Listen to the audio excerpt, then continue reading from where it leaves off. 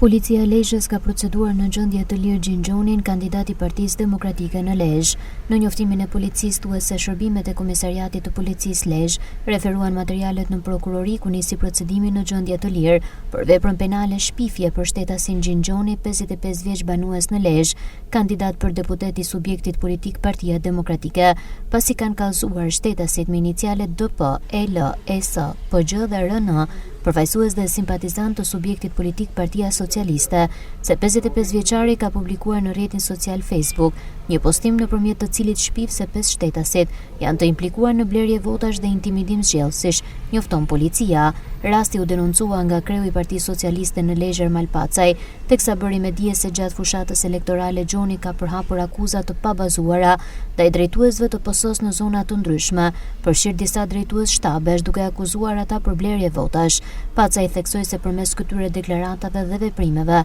kandidati i PD-s po përpiqet të intimidojë qytetarët dhe të përhap një frym tensioni në komunitetin e Lezhës.